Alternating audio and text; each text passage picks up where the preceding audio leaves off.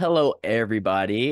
This is episode 4 of Treat Dogs Like Dogs, the podcast. And today we have Jonathan back with us, and we are going to be going over some new topics today. We're going to talk about some red flags when looking for trainers, different things like personally assessing dogs, the right match for the owner, different training specializations and training tools, and some more stuff. So it's going to be a good one today. And John, how are you doing? Hey, I'm rocking and rolling, man. Yeah. Do you have any Another week down. yeah, any interesting things happen to you this last week? Ooh, let's see. Well,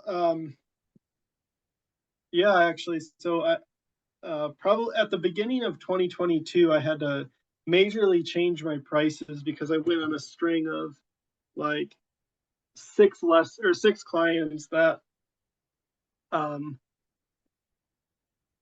they had spent somewhere in the vicinity of like 2 to 3 thousand with other trainers trying to work through their dog aggression, and then I started working with them and I fixed it in 2 lessons, which is great for the client. But then all of a sudden now I'm down hundreds of dollars. So I changed all my lessons to packages, and I had another situation where the lesson or the dog's been fixed in 2 lessons, Mhm. and now we like I showed up to the third lesson and they're like, well, we don't have any problems anymore.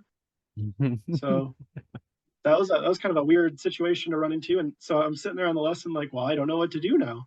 Yeah, I I mean, mean, something that I've, that makes me think of certain things because I have some experience, with the side hustle in graphics design and when it comes to that, it's not necessarily like how many times I have to repeat a process. It's more of you're paying for my skill for an end result, mhm, right? And why don't dog trainers treat it like that sometimes? Like, look, here, it might take me 2 lessons, it might take me 6, but here is like for X amount of lessons, it could be 1 lesson or it could be 10. It doesn't matter, but somewhere between those, this is the price point in order to have yeah, that specific dog with that specific behavioral issue corrected. Um, like that might be interesting. And I mean, I know a lot of people wouldn't like that, but they're paying for a skill set. Like they are, mhm, and it's not, I mean, my prices obviously is by the hour, but I also don't undercut myself. I pay myself extremely fairly, because you're paying for my skill, not for the hour, you know? right. And I don't know. It's just I know that would put some bad taste in some people's mouths, but in general, I think it would be neat to see how it would go with charging Pay for clients for outcomes. the outcomes, not just per session. Because Yeah, that could change a lot of things. For instance, positive only reinforcement that takes years to fix issues, while somebody like me or you could maybe take 3 weeks for the same issue. mhm, But the price point would be the same, Like, would I rather work for 3 years doing this or for 2 weeks doing this and yeah, have for the real. same income, you know? I think But that would level the playing field a little bit, I think. well, that's been a big thing that I've run into. It literally has made me change how I price lessons out because it's I've had it probably at least 30 times where I fixed a problem way earlier Hmm. than I was supposed to, Yeah. basically. And it's like money. I watch the money walk out, and it's like, well, I'm glad that I know how to do this stuff, but like I'm doing it too fast because like I need to change something up because otherwise it's Yeah. like I can't financially do this. So Oh yeah. it's been Yeah. pretty funny. Yeah, it is. It happens to me all the time. Like, I had a dog that I think I talked to you about him last time, Sammy, the big black dog that I had to flood, and you know, two lessons, and the dog's able to be off muzzle, off leash, meeting brand new people without reactivity. It's like, man, I this could have been like a 10-week thing, Yeah. you know? Oops. Shoot. Oh, my bad. I mean, at least I saved this dog from potentially biting the wrong person between that time frame and being euthanized. Great. But there's Yeah. my income. Yeah. Crap. Crap. Yes. Yes. Yeah. Yeah. That's So, yeah. anyways, Yeah, so let's jump into the first topic. We're going to talk about personally assessing dogs. And I think this is actually a really good turn in what we were just talking about because it does start with the assessment. And if you can properly assess the dog, you're going to already be multiple sessions ahead of where you could, for the starting point because you assess the dog appropriately and now you know exactly what you need to do rather than just kind of guessing. yep. So, what are your takes? Like, how do you assess dogs? Yeah, so I really short background. A huge portion of the beginning or like the foundation of my training knowledge is through running a doggy daycare. So I manage a doggy daycare. For better, I think I talked about it last time, but for better or worse, it was usually somewhere in the vicinity between like 35 to 70 dogs, and either just me or me and one other person, um, basically managing an army of animals with knives in their mouth. Hmm. So one of the biggest things that I did was I would personality assess dogs, and I'm not talking like this dog's really happy all the time. This dog is bashful or whatever. It's usually how competitive are they? How what is their like receptivity to play? Things are they uh, are they really high or really low in withdrawal, and do they keep grudges? Hmm. Um, because those are going to be the ones like I don't care if you play a ton or you only play a little bit. I'm more concerned with are you going to try to kill another dog, or if Yeah. another dog tries to kill you, are you like how do you respond to confrontation? Yeah. And so I had to do those really super quick because and if I got it wrong, Hmm. I it could go really bad. Yeah. So, when you do your assessments, do you, because me, it starts with talking to the client, right? When you do your assessments, is that where it starts with you talking to the client, getting a baseline, figuring out what they think the issue is? Yeah, I take it with a grain of salt. I pretty much assume everybody's lying to me Hmm. because I don't even trust their opinion of themselves or how they deal with stuff. Oh, yeah. So, Yeah. but yes, Yeah. so I think what's important is even if what they're telling me isn't the truth, uh, it at least gives me an idea about it gives me an idea towards their perception of how things are happening. So if you have somebody saying something like, "Well, I tell my dog not to do XYZ thing," that's like, okay, well, show me how you Hmm. tell them, and you hear them give like a really high pitched happy, "Oh, hey, please don't do that." You're Okay, so asking, you're not telling. we got some work. Yeah. Yeah. Yeah. Um, So I figured with me, I'm the same way. I don't really trust clients to, it's not that not being truthful. Yes, that does happen. But for me, it's a lack of experience in dog handling or training. So what they might be assuming an issue is might not be the issue, right? right. So instead, I used to ask, like, what do you think is going on here and stuff for an assessment? But over experience, I've learned to cut those type of questions out completely. And all I ask is just very matter of fact questions like, what does the dog actually do? Does your dog Mhm. lunge at the fence? Does your dog bite people? Like I want matter of facts. What does your dog do? So that way I know kind of what to expect going in. Obviously, people will sugarcoat things. They will all the time because their dog they don't want to feel, a lot of people don't want to feel, it's an ego thing. They don't want to feel like they failed, right? And so they do sugarcoat it because they don't want, and again, they probably have also been turned down by trainer after trainer. So if they come to you, they're afraid that you're going to turn them down as well because Yep. their dog has a bite history or something, right? But yeah, like I try to make it very known that like I'm not going to turn you down. I don't care Yeah. how bad your dog is in in the grand scheme of all the other dogs around. Uh, I just want to know the facts so I know what I'm walking in on, right? And then from Mhm. there is it's the same as me watching the dog. Like, what is your dog? How does your dog react for me being outside the fence? What do you do? How do you handle this situation? And so on, like physically watching everything and allowing it to happen. I do know trainers out there that will like while doing the assessment, they'll say you need to correct that. It's like, no, no, I don't do that at first. I let everything go sour real quick, Mhm. and I just let them do the things in their natural environment at home, how it happens, so I can really know, is this a situation where I really need to focus on the dog or the handler? Because Yeah, or both, but sometimes it's more of the dog is perfectly fine, but the handler is so god awful at handling a dog and yeah, training a dog, or even yeah, like you were saying, is you were asking, you need to tell the dog, don't yeah, ask them politely, oh, can you please sit? Tell them sit. Just tell them. yeah, Yeah, sometimes it's straight up like your dog's great, but your dog also has zero guidance from you. Like, so yeah, yeah.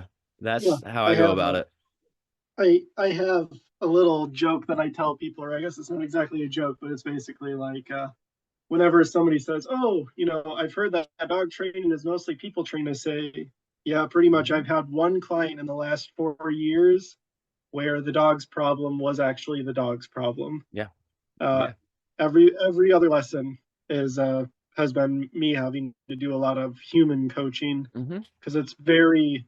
I find it very rare when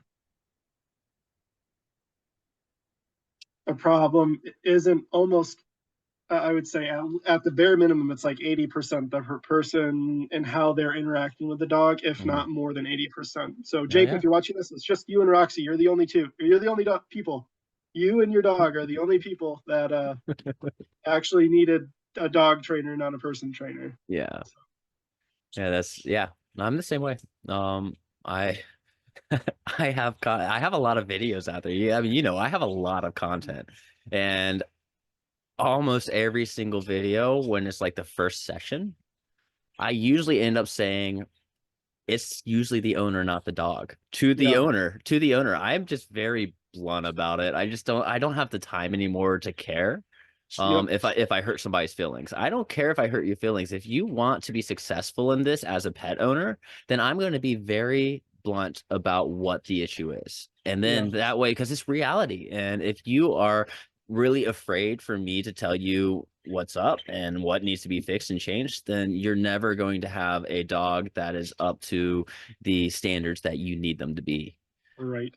And so, I mean, I just don't have the patience for it anymore. I used to be all like, white glove service and stuff. And I still am when it comes to my communication, when it comes to my education and my handling skills and everything. Like I am very white glove service, but when it comes to me vocalizing what needs to happen, I am very much like, this is how it is. And I don't care if you get pissed off or upset from it, you know? Well, there you go. Yeah. Yeah. You probably made more friends than enemies that way, I would actually guess. So, Mm-hmm. Oh yeah. yeah. Yeah, People don't yeah. come to you because it's usually you're doing like the doctor's side of it. I'd rather have a mean doctor who can get the cancer out than a nice doctor who sends me home with stage 4. Yeah. So Yeah, absolutely. Absolutely. And I mean, the side of the industry we're on is again, I do obedience training and stuff, but it's mainly dogs that want to eat me. It's mainly yeah, those dogs. yeah, So that's just a whole different world. And it's and sometimes it's hard to talk to other trainers that aren't in this world of dog training with aggression and reactivity. yep, And some of them do work with reactive dogs, but most of the time it's going to be like anxiety or fear, but no aggression involved. mhm, And those things you can absolutely work with positive only reinforcement with those type of things if there's like no aggression involved. Uh, right. but but it's so hard to talk to other dog trainers about this and have them actually understand why you have to do things a certain way and more severely. Uh, and there's so much backlash I get from other dog trainers because they just don't understand. They don't get it because they've never experienced it. And I think when I've talked to other dog trainers, so I've tried to connect with a number of them locally, Hmm. and some of the biggest stuff that I've noticed is there are a lot of people that are under the impression that specifically violence is like a learned thing Hmm. and not something that is just like inherent to mammals. Hmm. Um, like whether it's a human infant or a dog, they will experiment with violence at some point. It's fun. And It's enticing.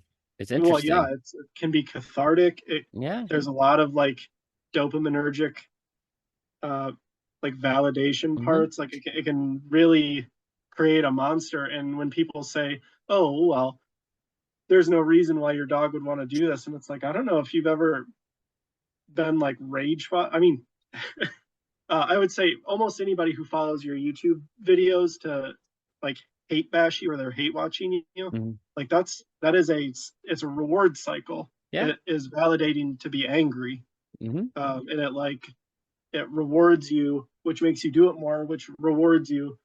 And to think that like somehow an animal isn't party to that same psychological trap is Yeah. it doesn't make any sense. Yeah, last night, I like to do a lot of TikTok lives now, and I will tell you the TikTok dog training and pet community is by far the best community I've ever seen when it comes to this. Mm, You do have a little bit of the hate side of things, and they do come up, and I love it when they do. It's so fun.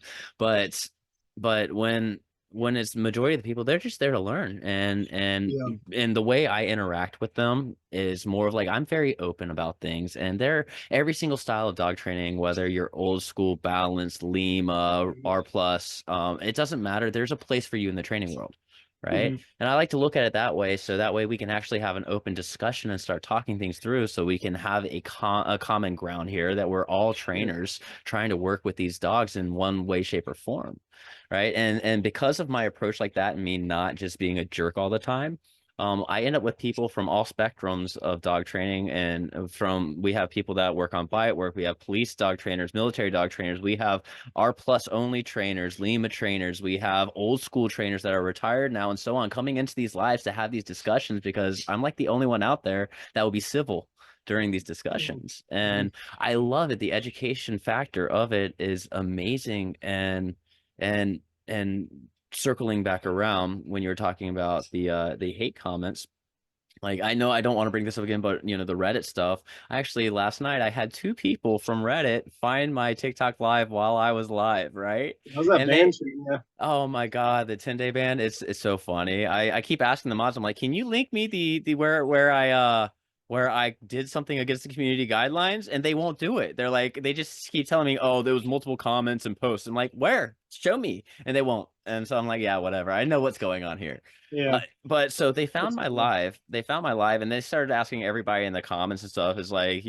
this trainer's a joke. Have you seen their videos? They get ripped a new one all the time on Reddit, and they didn't realize that my following on TikTok is like a cult following, and they love Mm, me, right? So I didn't really have to say much of anything. Like it was everybody else was just like, who the hell are you? We love this guy. yeah. It was so funny. It was a different change of pace. The one comments I did have for them is like, you guys are coming in here from Reddit, and like one thing you'll find about me is I don't give a fuck.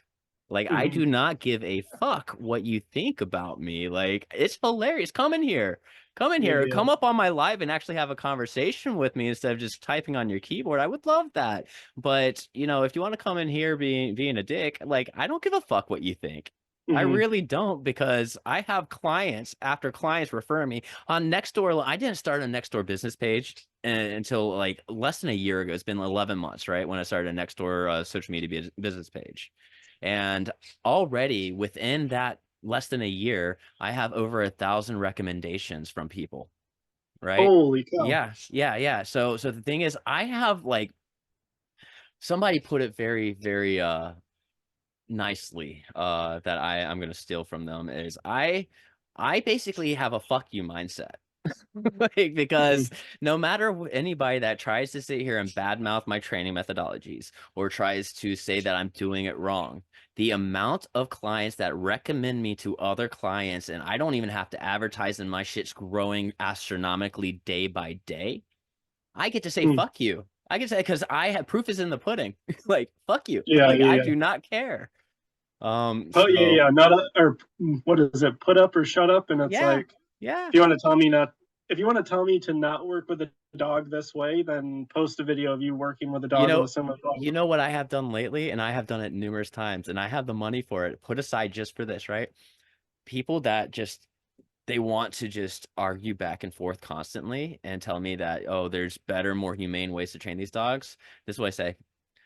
I will fly you out to my city. I will pay for your hotels and I will give you $1,000 to work with one of my dogs for 1 hour. And here's the rules. You have to be able to hold the leash by the end of the hour and I get to record it. That's it. And I will pay for Oh, everything and give you $1,000 for an hour of work. Not a single person will take that no, offer. that's Not a single person. hilarious. Yeah. Yeah. And I am 100%, 100% I will do that. I do, and I make those claims in front of hundreds of people viewing in because I want other people to back me up when somebody's like, yeah, I'll take that offer. I have all these people that are like, okay, now you really have to do it, or we're gonna basically never follow you again and call you a bullshit liar because you were just Mhm. talking out your ass. I have people like that are basically gonna force me to do it because I like you said, nut up or shut up. So if I'm gonna open my mouth like that, I better produce as well. And so I make Yeah, sure there's yeah, people I looking like that. in. Yeah. Yeah. $1,000. Come here. I'll pay for everything. I'll So pay for your food, transportation, and give you $1,000 for 1 hour of work. Like you'll never make better money in your entire life. Prove me wrong. that's awesome. So yeah, I mean, I sidetrack. I love our wish. Yeah, sidetracks. it It's would so be. fun. I would love to see how that would go. Because you know that at the end of it, there would be like, well, this and this and this is why I couldn't do it. It's actually your fault. Whatever. No, no. I was telling my So wife about this because my wife knows about this. She knows all about finances. So if I'm offering $1,000 and all this stuff, she has to know about it. So so she does. And yeah, yeah. and she's I like, just "What?" assumed you were making like millions of dollars. And Right, right. So I told her about this and she's like, which dog would you have them handle? I'm like, the one that broke two of my ribs. Like that's the dog. Let's go see Homer. Let's go see Homer. Because even after that, I'll still handle this dog. I don't care. I'll still handle this dog successfully. But it's like I'm gonna go to the most extreme, honestly. I will have to. Honestly, not yeah. even that. I'll do a dog that's half that extreme, right? And I'll still get the same results, you know. So here's let me see. I'm gonna pull up that list again. Yeah, yeah, yeah. When We were just you're assessing dogs, hmm um, like what are indicators to you, or what are personality cues hmm that lead you down? Like, okay, I'm going to take this path, or I'm going to take this path, or I'm going to do this with this dog. Like, hmm what would be like two examples? So something where you have a dog that's on extreme for one end and an extreme on the other, and then different strategies for both. Okay, yeah. Yeah, yeah, yeah. So, um, since we're going extreme ends, let's go with puppy obedience training for one end, right? Okay. Yep. Okay, so with puppy obedience, it's good to already assume that they're not going to have a lot of behavioral issues other than, puppy issues. Mm-hmm. So with that, I would like to see how outgoing they are, their playful manner. I like to basically what I try to do with training with obedience is I like to play off the dog's strength, right? Mm-hmm. And so if that dog is super outgoing and excited all the time and things like that, absolutely, then let's turn everything into an exciting game and route in that direction. Now, if a dog is a little more shy, a little more skittish about things and doesn't, then at that point it's like, okay, let's heavy reward certain things. Let's go into that aspect to get them out of that comfort zone and let's start working on exposure. Uh, Mm-hmm. so so I look at stuff like that, like on those traits on how outgoing or shy the dog is for the puppies, as well as I look at certain behaviors like is this puppy extremely mouthy? There's little razors in his mouth. Is that something I have to worry about, and the owners have to worry about on a daily Mm-hmm. basis? Does this dog have accidents more often than it normally should at that age and stuff? So there's little things like that that I like to assess. But it's puppies. So that is it's pretty basic on that. You can still if you really want to, you can do the exact same thing with all puppies and get the same results for obedience training. I mean, they're puppies. Yeah. Um, and I'm talking about puppies like under 4 months old. So that's that. Now if we're going on the other end, extreme reactivity and aggression. So that the first thing I'm doing is I am assessing their behavior in a very uncontrolled environment, right? And what I mean by that is obviously I'm not going to have them off leash running the streets, but in their yard, fenced in, me outside the fence, how are they reacting? Are they lunging at the fence with showing zero signs of fear? Are they not doing anything until I touch the fence? If I try to come in and watch the owner handle this dog, is the owner like pulling and yanking at the dog? Is that making the dog more stressed? What lick lips? The tail is not the greatest indicator all the time. It is sometimes, but a wagging tail doesn't necessarily mean friendly. We all know that. Yeah, yeah. So it's a big liar on a dog. But pinned ears, lick lips, yawns, things like that. I want to see what is stressing this dog out and why, right? And then from there, Mhm. I also want to see, is there ever a moment where the dog's focus changes, right? Where is the dog always tunnel vision focused on me or where another dog or whatever is making it reactive? Or does it like look away, shift away for whatever reason, right? And those it's so tiny, tiny little things because most people won't even notice it. It would Mhm. be like react, react, react, react, react, react, react, react. But that one slight thing, I try to pinpoint what made that dog do that, right? And maybe I can play on that. Maybe Mhm. I can use that as a strength of my own. I also look at like noise sensitivity, right? And I like to do a high pitched whistle. And the reason why I do that because I want to see is the dog noise sensitive, and if the dog's noise sensitive, can I play on that? A lot of things is like using different weaknesses and strengths of the dog to play off in order to modify behavior. Um, Mhm. so I do that a lot. But the bigger thing is, does this behavior ever turn off? Right? Because if the behavior never turns off, regardless of what is going on, because the dog will eventually get worn out, the behavior should turn off, right? But if it doesn't turn off, then it might be a genetic thing.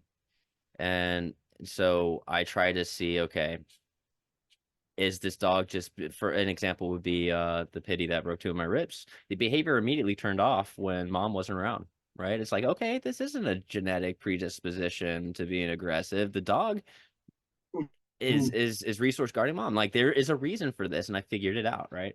Um, so there are so many different things because when it comes to reactivity and aggression, it could just be fence aggression or leash aggression, because they feel restrained or they feel that they're more comfortable behind that fence and so they can get away with anything type situation, or it's a reinforced behavior where the dog runs and lunges at the fence because it's fun and it forces people to move to the opposite side of the road, right? So okay, how do I Mhm. what do I need to do to extinct that behavior? I can't, basically the behavior can't work anymore, right? That's as simple as that Yeah, goes. But the biggest things is I want to figure out is it from fear or not fear, right? Because that will change entirely how I go about it. right. Yeah. So let's say I think the easiest one to cross out first is let's say you think it is a like a genetic problem. Hmm. I had a bull terrier that would literally lean up against a wall and it would hit its head Hmm. all for 4 to 6 hours a day. Yeah. It was canine compulsive disorder, Hmm. or the dog that I'm working with tirelessly right now is a Doberman with pica, Mm. and if you put socks in front of it, it will eat them like it's kibble. Yep. Um, and the vet said, like, look, he has one more stomach surgery before he dies. Yeah. Um, so let's say you realize this is probably something that is either genetic or there's something like biological going on with this dog. Hmm. How do you move forward from that point? Okay. I first want to see, like, is it something that could be fatal to the dog or fatal to somebody else? Right? If it's something that could be fatal to the dog or fatal to somebody else, like you have to always watch your back because you're in danger, your family member, your pets are in danger, something like that. Behavioral euthanasia is a conversation I'm going to have. Mm-hmm. Because like you said, the pica, one more surgery and the dog's dead. Are like it's gonna happen. Period. Right. Like Yep. it's gonna happen. So are we going to allow the dog to be in pain just for it to happen again, Right. or take one of the make the hard decision? Like it's that, or again, if it's an aggressive thing that's genetic, are you going to, because you're not going to be able to rehome it, Right. so and most shelters are going to just behaviorally euthanize at that point. Um, are you going to spend the next 8 to 15 years of your life in fear of being mauled by this dog? Hmm. Or are you just going to make the hard decision? Behavioral euthanasia. Like if the dog's in danger of his life is in risk or a severe pain constantly, or you, a family member, other people, pets and stuff are in danger due to genetic issues, behavioral euthanasia. And that's the talk I'm gonna have. Okay. So let's say you've sussed it out. It is not a genetic or biological factor. Hmm. It's not like the dog's hip hurts, but you find out that it's fear reactive. Hmm. So for whatever reason, um, I'm trying to think of something that you might do that would suss that out. Well, fear Um, reactive has there's two specific things about fear reactive that I do try to figure out. Does the fear is there reality to it, or is it obscure, right? I think an mhm, example you gave last time was a dog is afraid of people with beards because they looked at somebody with a beard and somebody closed a trash can lid too hard. Now they're afraid of beards, right? Like that's right. obscure. So Yeah. at that point we have to take it two different ways. If it is based in reality, then Mhm. it's gonna be staying under threshold and working our way under threshold to exposure of the fear while using classical conditioning to change the emotion behind it. So that would be the way I would do that with that fear. If it's outside of reality, I'm gonna flood it. I'm gonna Yep. flood it Okay. and reward. Got it. Yeah. That's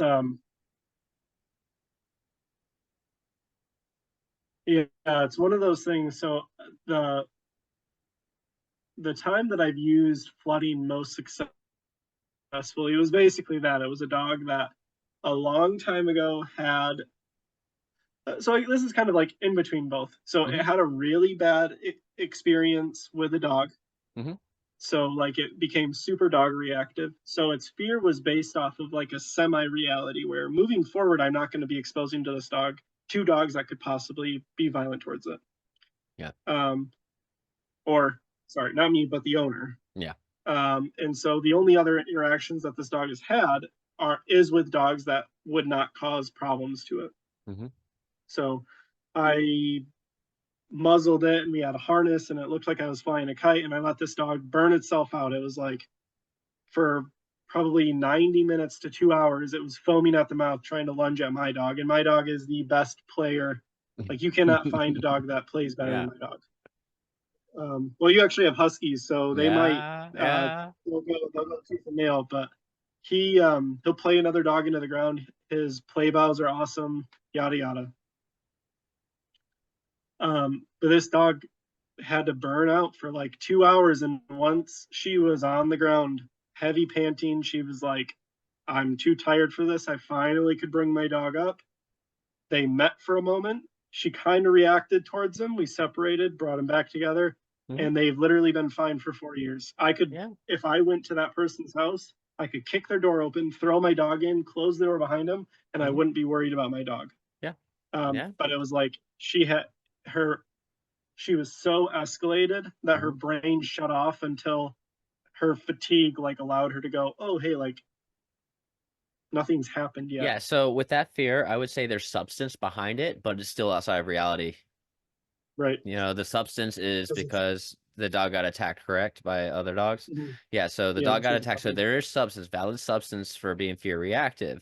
But the reality of it is most people's dogs that are trained are not going to be violent towards you. Right. So there's substance behind it, but it's still obscure.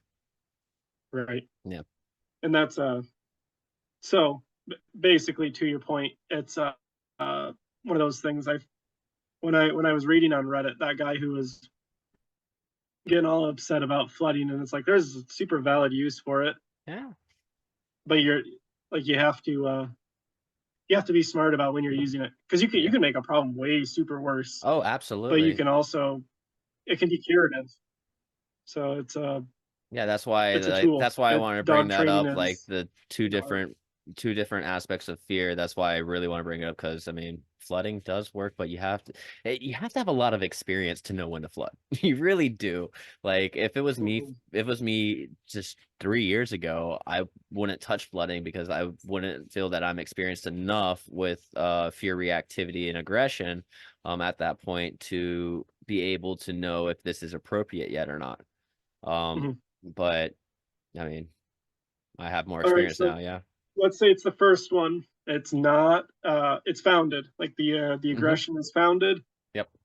Um, Something is aversive to it. Maybe it has like a major problem with eye contact, Hmm. or well, whatever it is. Like it sees this thing, it has a negative reaction to it. It uses aggression to control that thing. Hmm. Um, Walk me through what is your process now for that?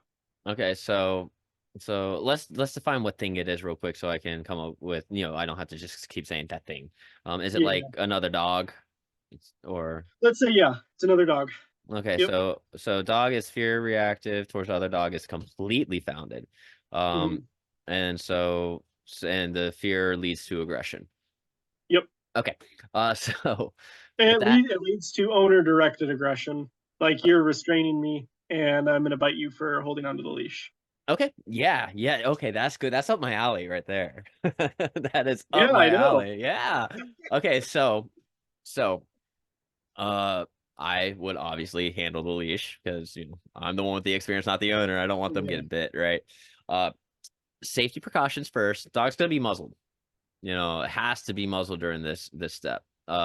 And it would help if the owner already had it muzzle trained. Sometimes they don't, then we're just gonna have to work through it. Uh, Mhm. but so the dog needs to be muzzled.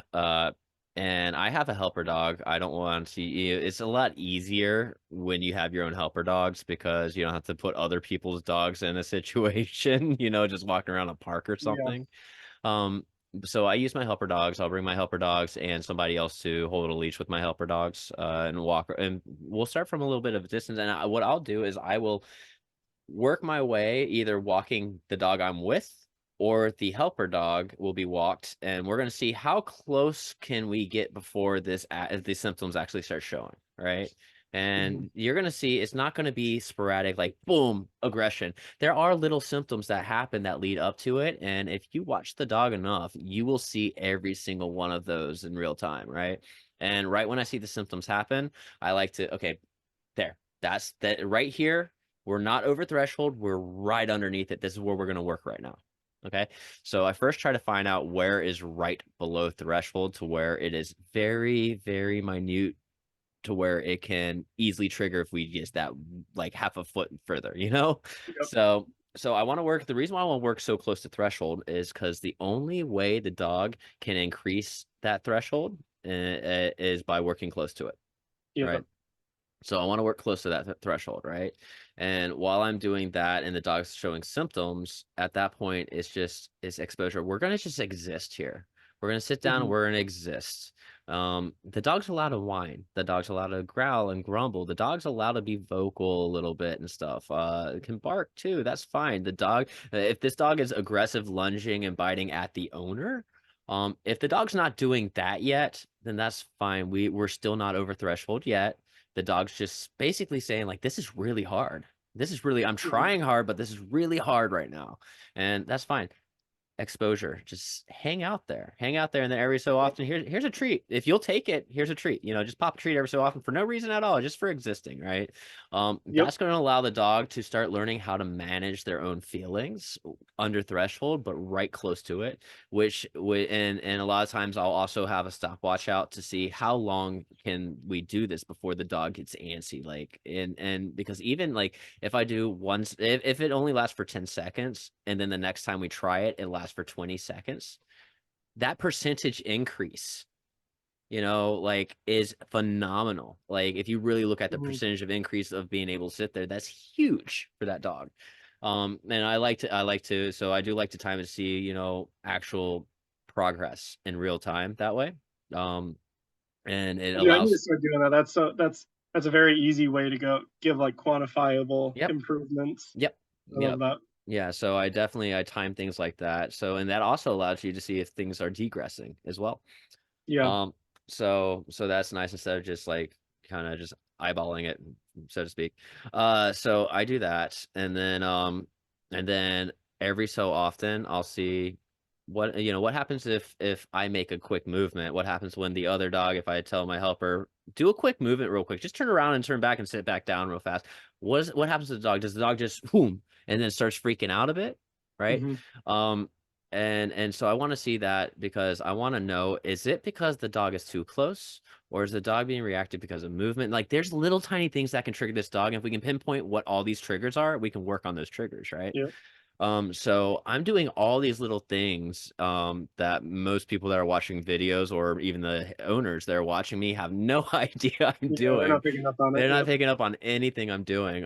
But there's so many little tiny things I'm doing, and the entire time I am paying attention to the entire situation, all these little minute details, right? And it's Yep. telling me a full story. And the story is what is this dog experiencing?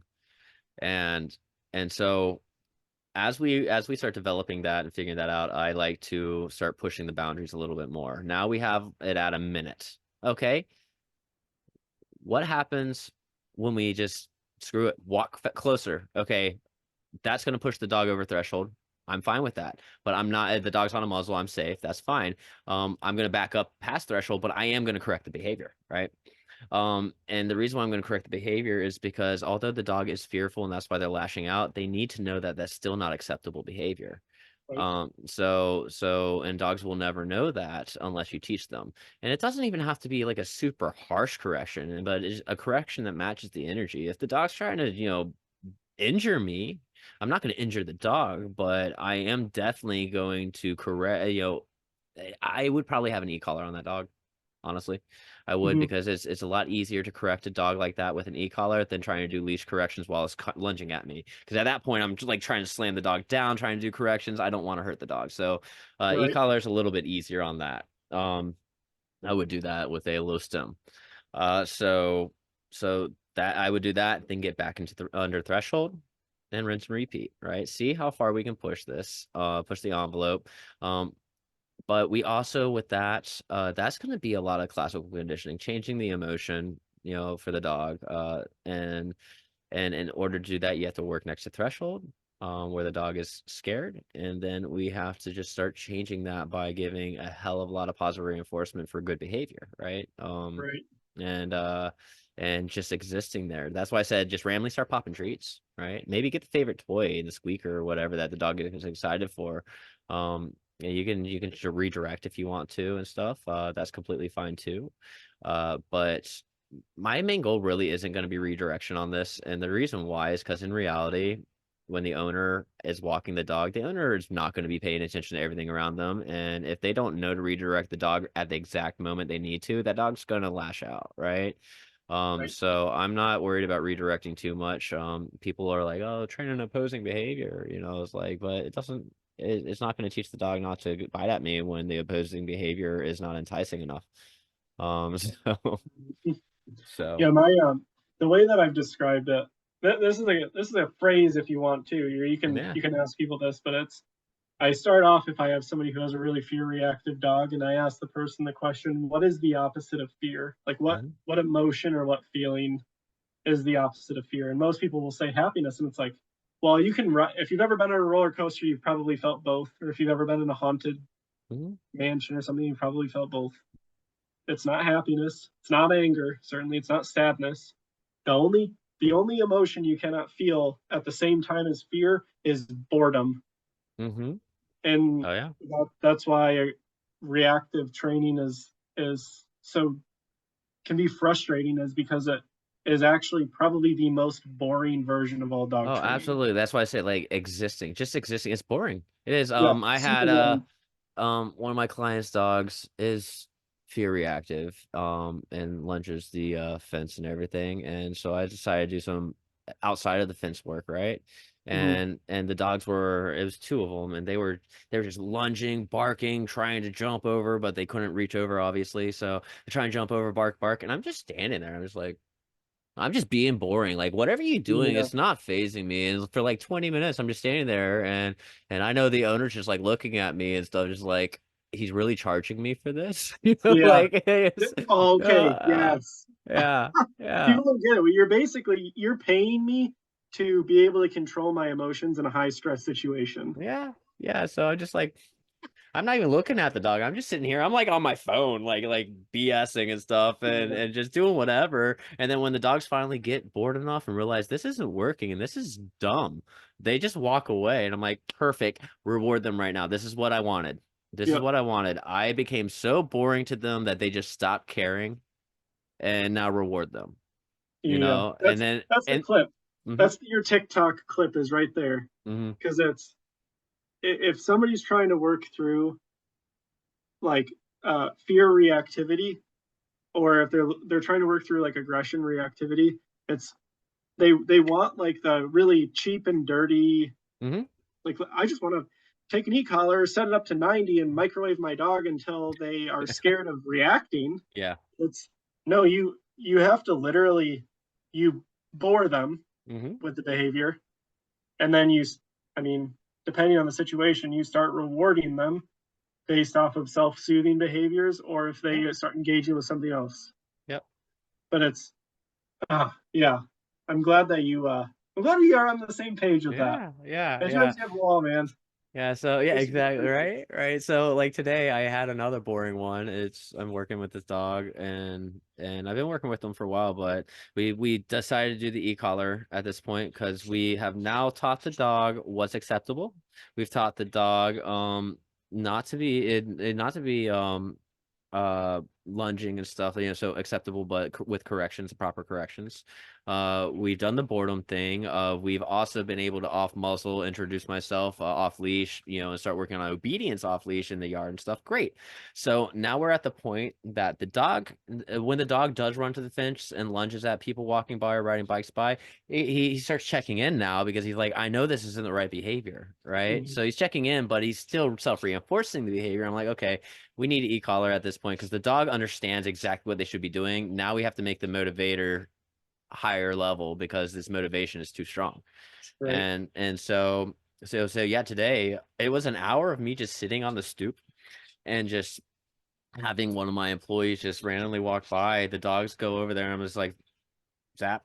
Hmm. And then us just hang out for a while and stuff. And then when somebody rides a bike by, zap. And I'm just still just sitting there chilling, talking to the owner and stuff. And I eventually I'm like, look, I know it's weird that I'm just kind of, I'm making money sitting here on your stoop, pretty much doing nothing. I'm like, but this is exactly what your dogs need right now. This is what Hmm. they need is for me to do nothing. Like, and I love this owner because they were so like, oh no, like the improvements that they've made just from this session alone and all the other sessions, which is only Yeah. like 4 or 5 at this point. It's like they're like, this is perfect. Like and by Hmm. the end of the session, we had a jogger jog by and the dogs just ignored him, didn't care. We had a bicyclist, like two bicyclists ride by, dogs didn't care. We had somebody walking their dog going by, dogs didn't care. They were just chilling. And I was just like, look at this. This is nice. This is Yeah. really nice, This is exactly what I wanted the whole time. Yeah. I Yeah. man, the next time I have that, I think what I'm gonna do is I'm going to set up in the backyard some way that I can press a button and like a little bell dings in their backyard, Yeah. and then I don't know, I'll catch like a live squirrel and then let the dog just maul it in the backyard instead of being up by the fence. And then they see the biker go by and they're like, oh, maybe there's a squirrel I can go kill in the backyard. That'd be great. Oh yeah, that's redirecting, right? Yeah, yeah. Positive reinforcements for a opposing behavior. Yes. That'd be fun. I like that. Because they'd see the biker and then they'd go, hey, every time I see the biker, Hmm. I'm gonna go kill a squirrel in my backyard. They're great. Could you imagine them being at like a dog park, right? And then Yeah. somebody rides a bike right outside the dog park, and now your dog is like gnawing at a tree, like just Yeah. trying to get a squirrel down. Oh man. Or it just goes and kills like the Chihuahua in the small dog area. Oh Jesus. Sure, yeah, it should. Whatever. Chihuahuas probably deserved it. I'm just kidding. I just Oh man, I had a Chihuahua growing up, and I loved that dog. Mhm. It would hide under the couch, and I knew it loved me because when I would reach under to grab it and pull it out, it would just bite me. Yeah. Yeah. That's what I knew. Yeah, it was. Yeah. Yeah. She was so fat, and she would just sit in the sun all day. Yeah. Yeah. So I had people telling me the other day that like they don't trust little dogs. I don't trust any little dog. I trust big dogs before I trust little dogs. And what I told them is like it's not that I don't trust dogs. I don't trust their owners. Mm. I just don't trust their owners to have done anything beneficial for those dogs. Well, So, I saw a TikTok recently, and it was a song about a Chihuahua getting put into air prison. I should have sent that to you honestly, but it's like whenever the little Chihuahua starts reacting, the owner just picks it up. yeah. That's that's how people handle it. Yeah. It's Air prison. Yep. uh, Yeah. I don't know. That's nutty. Yeah, it People are is. crazy about their dogs. People It's are pathological. crazy about their dogs. Yeah. So, right match for the owner. Are we talking about like a dog match or are we talking about trainer match? You asked the question, so Okay, yeah. I'm So curious to hear I'm your thoughts thinking on let's stick with trainer stuff. So how do we know it's the right trainer match for the owner? it. Yeah, I get along with like probably 80% of the people I meet. Hmm. Um, and there are some people that I don't think I'd like I can't like consistently work with you. Like I have a couple of clients that I've had to basically fire because I see myself going through this procedure of I can't reliably get back to you because the thought of going on to a lesson with you Oh yeah. makes me Yep. I have a client like that right now where like any day that I have them schedule, like I have to convince myself not to like act like I'm sick that day to call out. Like, yeah, like it's like I dread going over there. It's not even the dog. It's just like I just don't want to I don't even want to communicate with you. Yeah. you know, the worst. This is so for any of you out there that are looking to get a dog trainer, this is my number one pet peeve of any owner.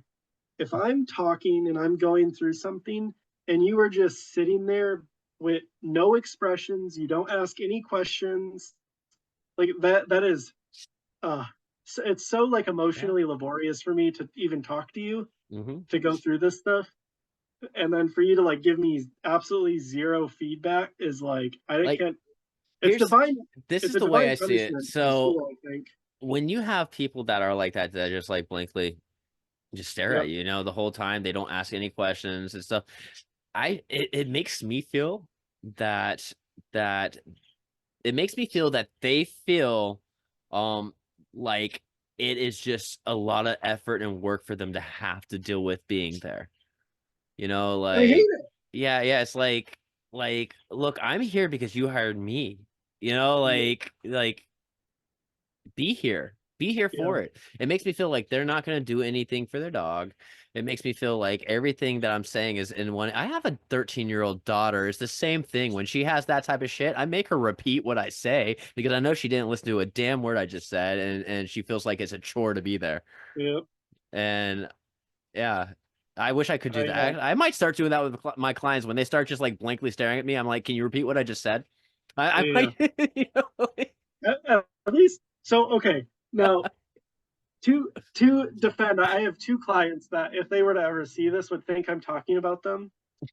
Um, I've also had lessons where like I went to the lesson Mhm. and it was like 2 hours before they had brought their other dog to the vet and put it down. And Yeah. I realized that this client was totally out of sorts. I was like, if you want, we can spend our session, we can spend half of it cleaning up the piss and shit that your dog left throughout your entire house.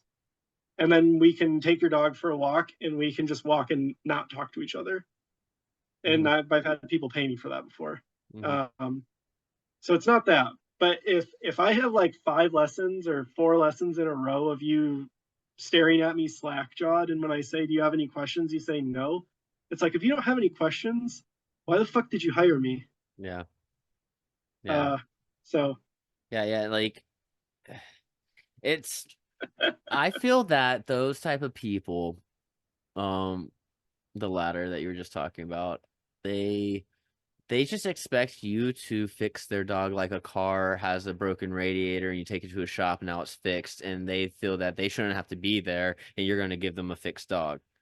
Like that's the way yeah, it feels. And I mean, I could be wrong. If you're a pet owner and you're like this and I'm completely wrong, please like comment or something to let me know why you do that. Uh, so that way I can stop feeling so just so avoidant towards you, or towards coming yeah, over and training your dog. yeah. That's it makes me fear reactive. I want to bite them, like rip their tendons out or something. Makes me freak Yeah, out. yeah, I have anxiety reactivity now. Like you make me anxious. Yeah, that's like I said, I can get along with most people, and I have a lot of clients who Hmm. I think my specific brand of dog training, which is like I really try to dig into a lot of like the personality and how personality dysfunction happens between owner and dog. Yeah. And a lot of I would say probably 75 to 80% of the dogs I work with, um, it is the human is having some type of like emotional or moral crisis about standing up to their dog, Hmm. and it's me taking 6 lessons to literally coach you through the process of not having to feel like a bad person for correcting your dog. Yeah, that's why Whatever. this is why this podcast is called Treat Dogs Like Dogs. Yeah, you amen. know you know that's because, and that's the biggest thing, and that's the reason why that's literally like this, it's my training catch line. It's on the back of my training shirts in big bold: treat dogs like dogs, right? And the reason why I have that is exactly what you just said. The Mhm. majority of people that have the dogs with the issues have this moral dilemma about punishing or reprimanding or whatever you want to call it their dog, punishment, Yep. setting boundaries. And it's just like, they're not toddlers. You didn't birth them. They're Hmm. dogs. They're dogs. And, like, I've had to tell people a couple of times lately, it's like, humans come first. I'm sorry, but they do. Humans come first. If there was a house fire and you had the option to saving your kid or your dog, you're saving your kid. Humans come Hmm. first. And that also comes to how your households run. Humans come first. That's not your dog's toy. That's your toy, and you're allowing the dog to play with it. Right. Humans come first. So, That's so like I said, I probably have 75 to 80% of my clients. That is like basically their use of me. yeah. Like I'm um and so when I have clients who fall outside of that spectrum, and fair like if anybody ever wants to dig into me, understand I will work with a person who's beat the shit out of their dog. Like if Mhm. if you tell me that you've kicked them and broken ribs or you've killed your previous dog in Michigan, that's legal. Um, like I get it.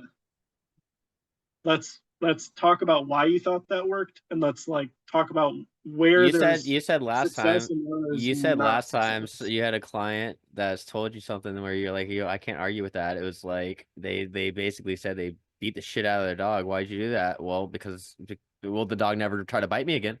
It's Yeah, like, I mean, you can't argue fuck, with well, that. I It guess. worked. It Yep. worked. I wouldn't do it, but you can't argue with that logic when it actually worked.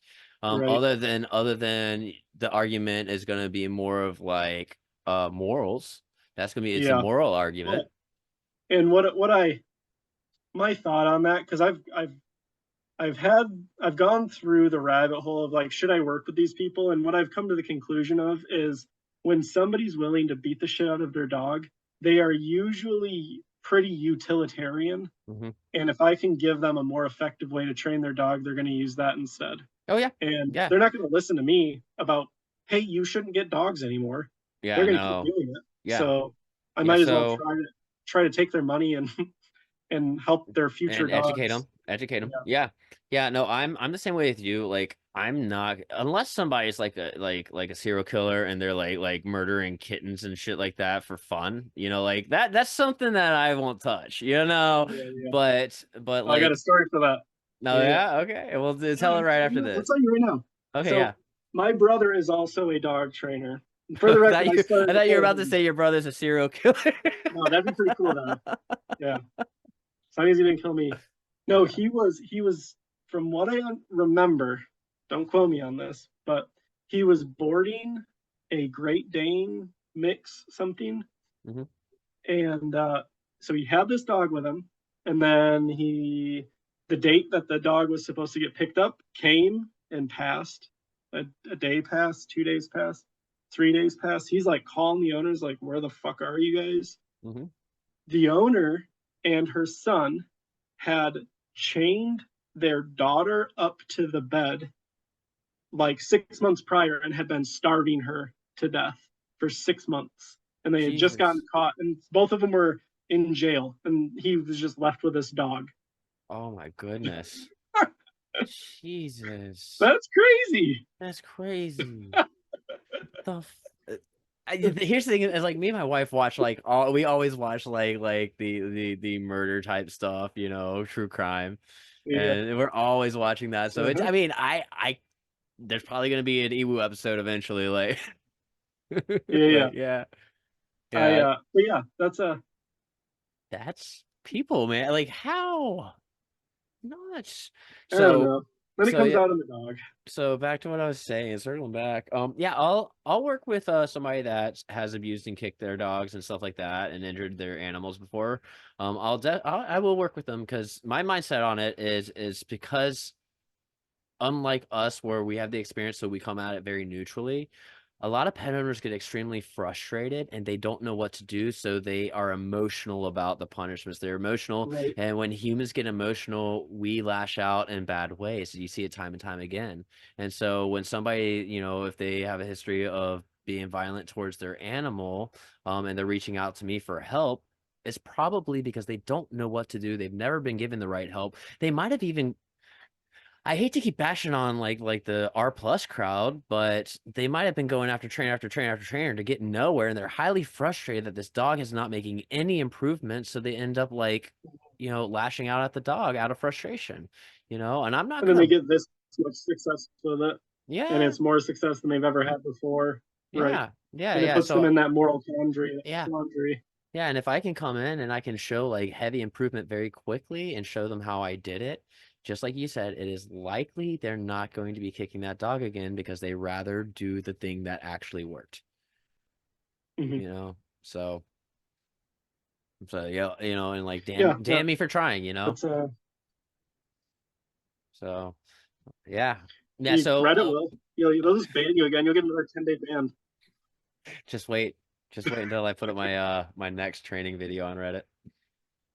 I'm uh I'm waiting for you to did you see that you showed up on the subreddit drama? Yes, I did. I did. This shit's funny. You should see, I put a comment under there saying, "Hey, you may need to update this because it's not over yet." That's awesome. Yeah, so Hey, the next video I'm putting up is because I'm sure you've read through a lot of the crazy comments, but one of the main things is people were basically making fun of like certain times I wore flip-flops or my greasy hair or my apparel that my attire I'm wearing and stuff. So what I'm doing is I'm dressing up in like bow tie, slacks, button down. I'm gonna have suspenders on with a vest and stuff, looking really dapper, right?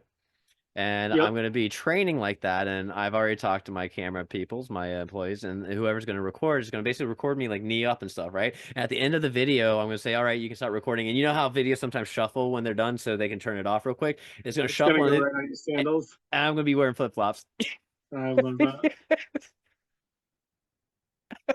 Because That's I so mean, at funny. this point, it's fucking like I said before, I don't care. Shit's fun. I hope you appreciated that video. I that Oh, if educational video is you teach me how to pick up dogs? you Yeah, that was very educational. I loved your like under and over arm method. I did like that. I did notice that you Uh, did utilize my method though when you went to go pull the dog back by the hips when it was trying to claw behind the couch.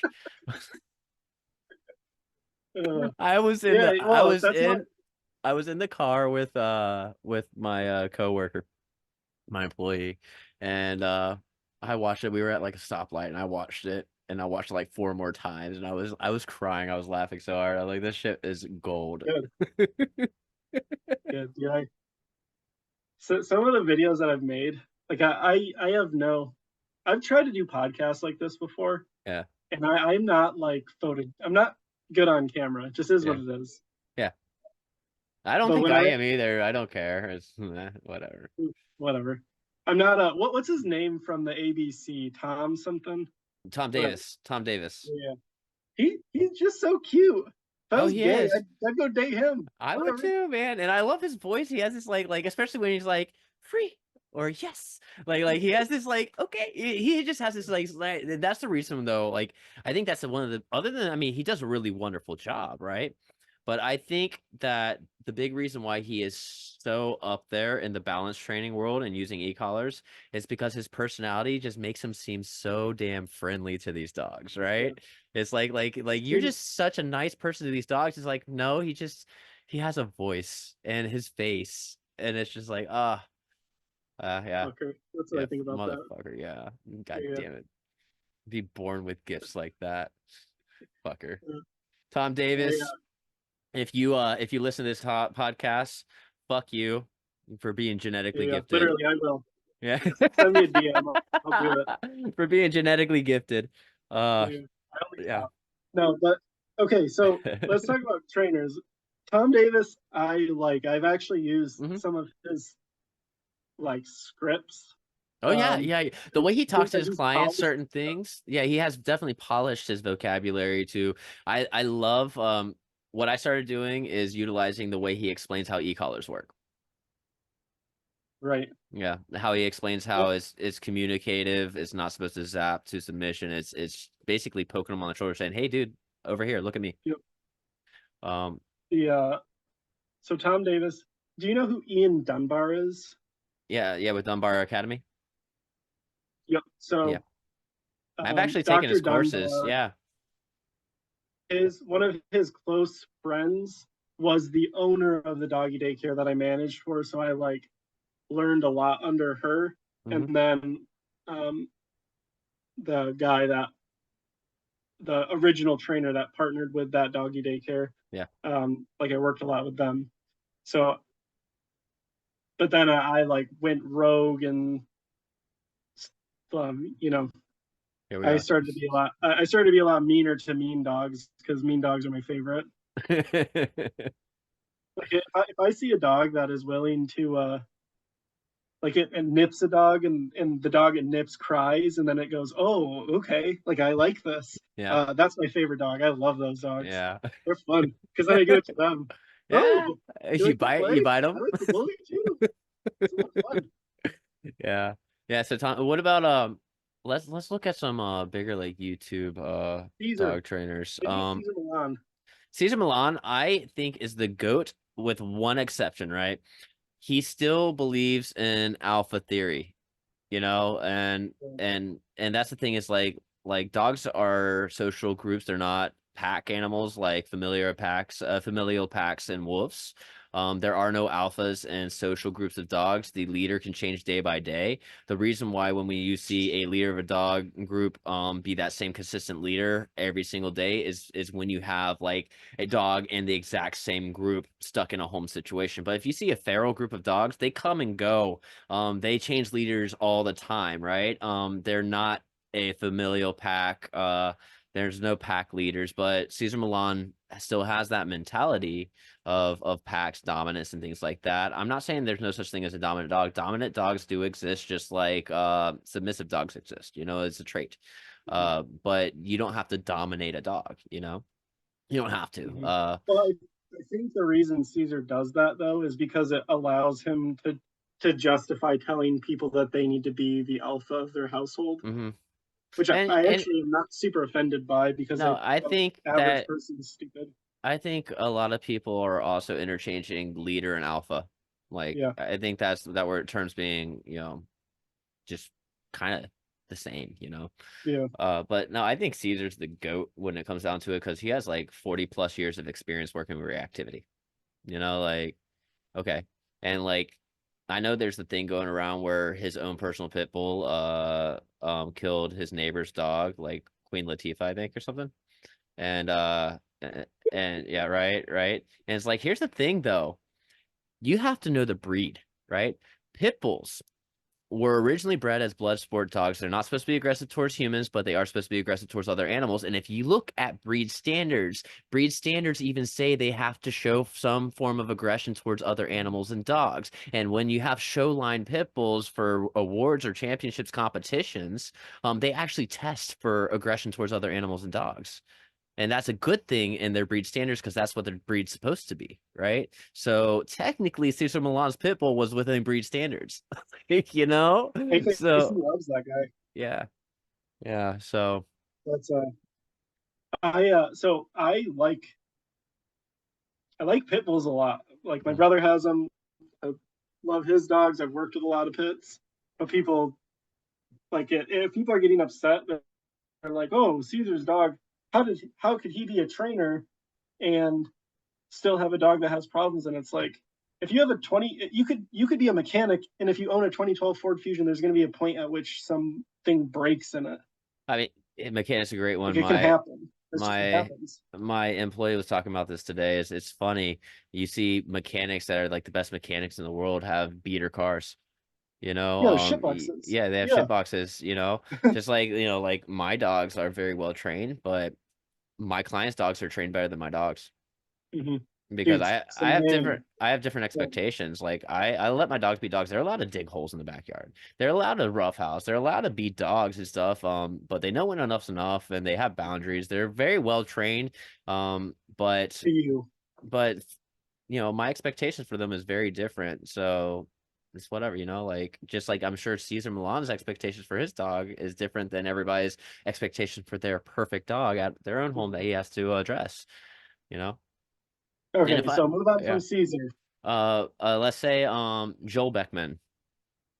He's the one that I sent you. Yeah, yeah, The one yeah, with the yeah. Doberman. I didn't yeah, with Prince the Doberman. I didn't watch the video. Ooh, Yeah. I did not watch the video. I'm gonna write that in my diary. I'm gonna remember that. I'll send the evil eye after you Oh, know. here it is. Death threats from positive reinforcement. Oh, Never back against these people, Yeah, as he's you've probably dogging on seen from the PRO, comments on so my YouTube channel. They have no idea how to deal with a dog like this. They are scared of a dog like this. Yet at the end of this video, you're going to see this dog pass a temperament test at a doggy. This is Bentley, 1-year-old reactive dog. He had never been with oh, a that's dog. not Prince. That's his old I dog could have gone much slower with this, but the with Bosco. course I took was the exact right course. I put him with Bosco. He tried to bite Bosco twice. Bosco said, knock it off, which is exactly what this dog needed. The purely positive trainers and their acolytes that came after me have no solutions for a dog like this. Zero. They would have always kept the dog under threshold, which means if the dog responds at 19 feet, they would have kept him at 20 feet and given him a bunch of treats, which would have never fixed the dog like this. Mm-hmm. I put him with Mhm. Bosco, and he was better 2 minutes later, which is right now. The next video you're going to see is 10 minutes later. The video after that's from the born train. And the video after that is him passing a temperament test at a doggy daycare facility. The arguments were, oh my God, you flooded the dog. Flooding is like if someone was scared of elevators, you put him in an elevator. I didn't flood the dog. I let Bosco walk out of Bosco's house, and the dog had an acre to run away from Bosco. Dog flooded That ain't himself. flooding. That was their main point. But the truth is, they just would never have gotten anywhere with this dog. And so they came after me because I got somewhere so quick with this dog. Here he is playing with Bosco and another dog. This is 10 minutes later. This is the same day, same session. This is the video that Okay, so have you seen much of Joel's stuff? so I think Prince, his Doberman, Yep. is a godsend. I Yeah. he Like you can only train so much of that in a dog. He picked Hmm. one hell of a dog. Oh yes.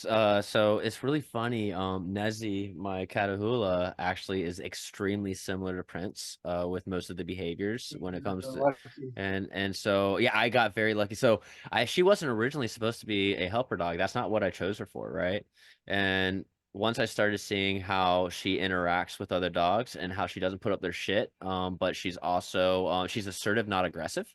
Uh, Mhm, I was like, I'm gonna play on that strength, and I absolutely mhm. did. And she is a godsend. Like it's rare, and I tell people all the time when they're like, I had somebody ask me, it's like, if helper dogs can train a reactive dog better than people can, why don't more trainers use them? I'm like, because they're unicorns.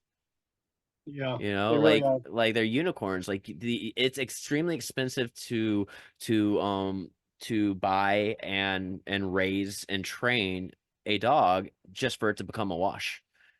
Like That's basically my dog would wash out of the helper dog school. He is really good at playing, and he can get hmm really fearful dogs to play with him. yeah, And if I muzzle the other dogs, he can get aggressive dogs to play with him.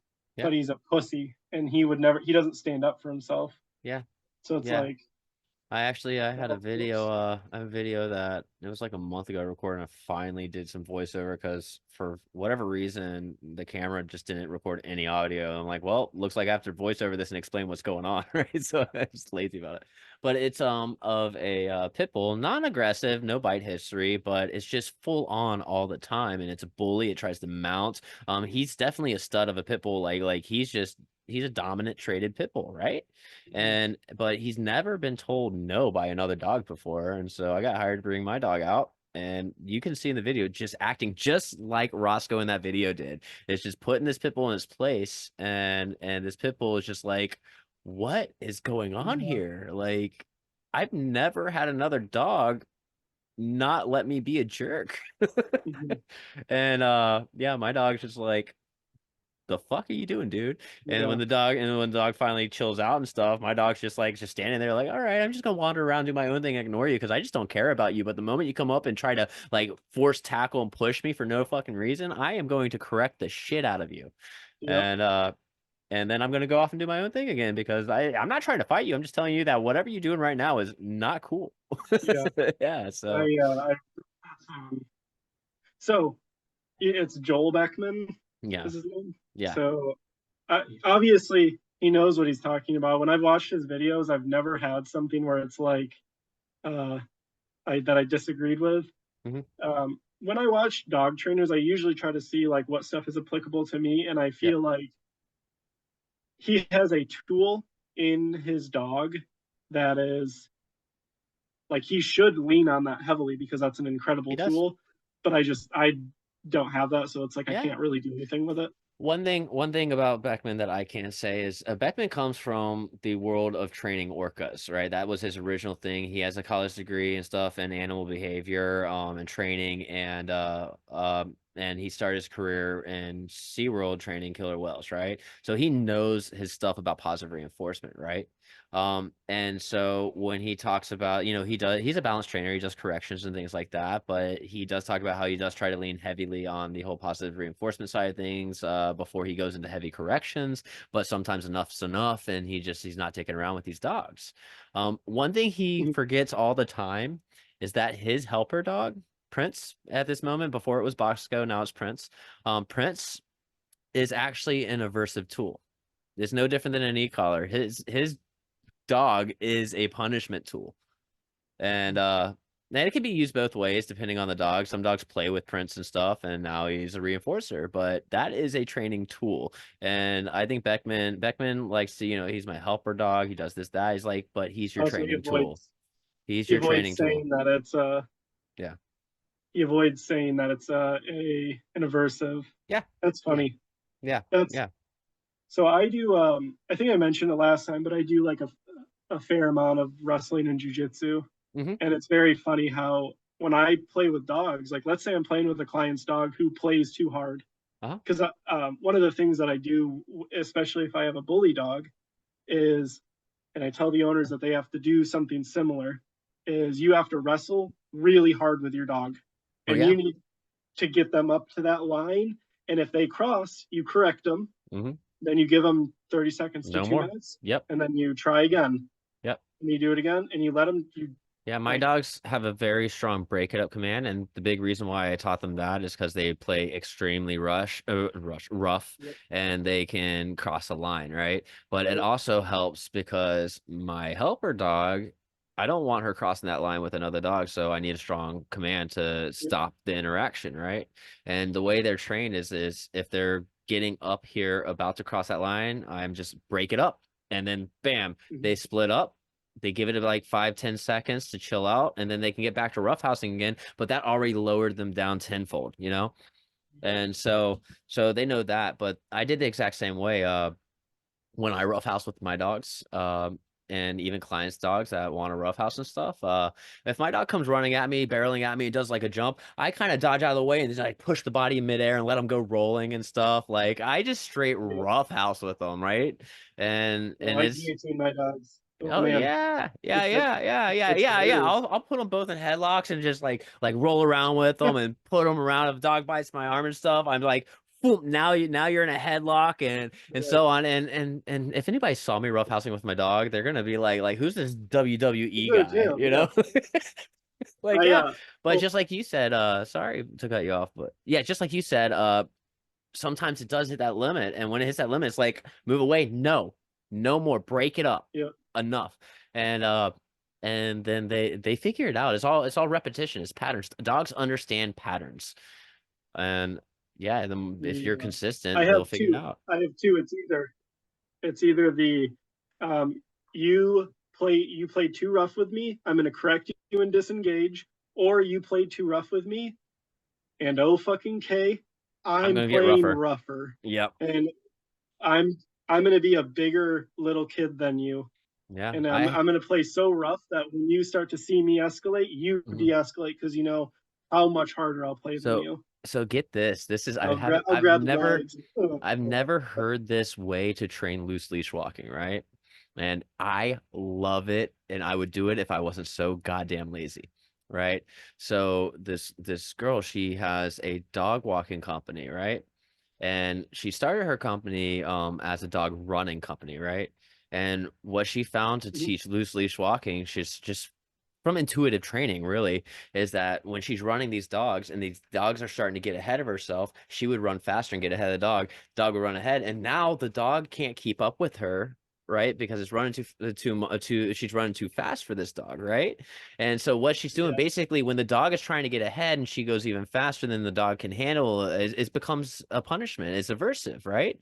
And yeah. so at that point, the dog loose leash walks because it doesn't want to get ahead of her. Because if it gets ahead of her, she's gonna speed it up and it is gonna keep going until the dog's Oh like, yeah. I can't keep up anymore. It's too much. And it's like, dude, that's nifty. Like, I that's cool. I tell I have a few clients that I'll do this with. If I have like really fun clients, this is one Hmm. of the leash walking things I'll do. And it's while we're walking, I have them that I don't put the dog in a heel, Hmm. right? Obviously.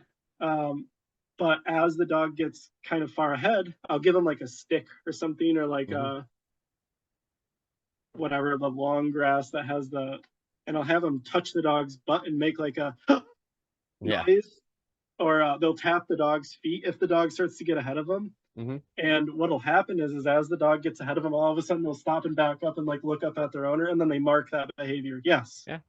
Yeah. right. But it's very funny because I tell the owners, like, I want you to enjoy torturing your dog a little bit right now, because they just forget that they're getting ahead of you, Yeah. and I like pick on them a little bit, let them know that they're being a dickhead. Yeah. Yeah. Ooh, I and was. the dog like tucks their butt really hard. Mhm. Oh, Yeah. I was. I love that.